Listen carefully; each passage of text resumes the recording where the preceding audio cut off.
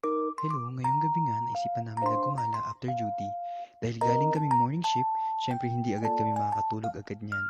At dahil Ramadan dito ngayon sa Saudi Arabia, maigsi lang ang oras ng pasok namin. Kaya napagplanuhan namin na maglakad-lakad dito sa Taib Street, dito sa Wadi Laban. Dito nga pala kami sa exit 34. Mabuti na din at makapaglakad-lakad at makapagliwaliw at para ma-exercise na din.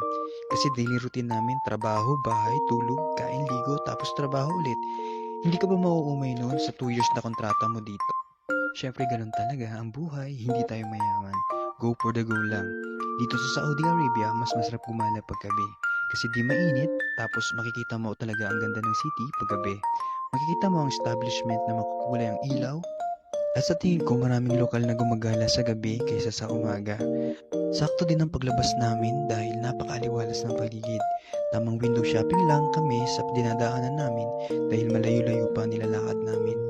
Panoorin nyo na lang ang video habang tinutur ko kayo dito sa Saudi Arabia, dito sa Riyadh, sa Taib Street. Dati pag naririnig ko ang bansang Saudi Arabia, iniisip ko na puro disyerto at camel. Tapos akala ko dati hindi umuulan sa Saudi. Mali pala lahat ng iniisip ko. Hindi lang parating araw dito, may panahon din na taglamig, tag-ulan, tapos may sunstorm din. Ang dami ko pang hindi na-experience. Mahaba pa naman ang kontrata ko, siguro mas marami pa akong mapupuntahan. Ika nga, madami pa akong kapsang kakainin para marating ang mga iba-ibang lugar dito sa Saudi Arabia. Sa ngayon, 9 months pa lang ako dito sa Saudi Arabia. At sa awa ng Diyos, patuloy pa rin na lumalaban sa hamon ng buhay para sa pamilya at para sa pangarap. Nakakatuwa lang dito sa trabaho kasi puro Pinoy yung mga nakakasama ko. So, hindi rin ako nang-homesick kasi feeling ko may pamilya ako, may kaibigan, may nakakasama at may nakakadamay sa lahat. Alam nyo naman mga Pinoy, pagdating sa kalokohan, kwela talaga as in. Isa sa katangian natin mga Pilipino na kahit saan tayo pumunta, ay kaya nating maging masaya sa paraan na alam natin. Kasi hindi natin hinahayaan na malugmok lang tayo sa isang sitwasyon. Tayo mga Pinoy, kahit saan tayo dalhin, survivor tayo. Nasa dugo na natin ang isang pagiging matibay, matatag at masayahin. So yun na nga, maiba tayo. Nakita nyo sa video na naglalakad kami. Ang layo pala ng pupuntahan namin na kamsa-kamsa. Siguro estimated ko nasa 2 kilometro siguro yung nilakad namin. Nasabi kasi nung nakakulay black na malapit lang daw.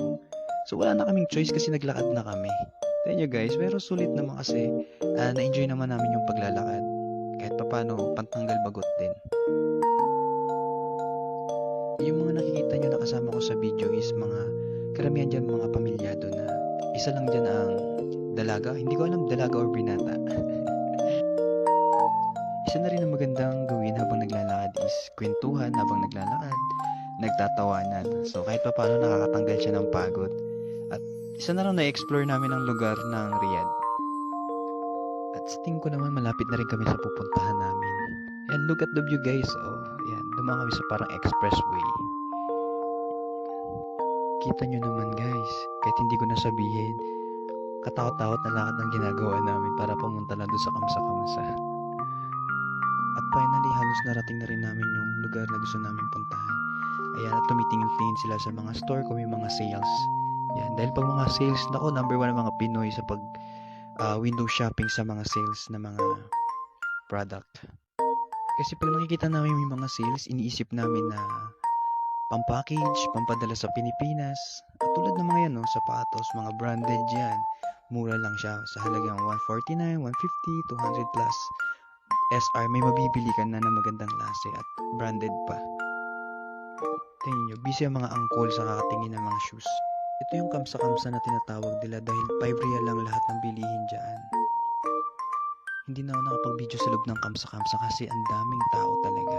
At finally, nung nakauwi na kami, kumain kami sa kapsahan, dumaan dahil nagutom kami. So yan, lafang to the max sa mga first one.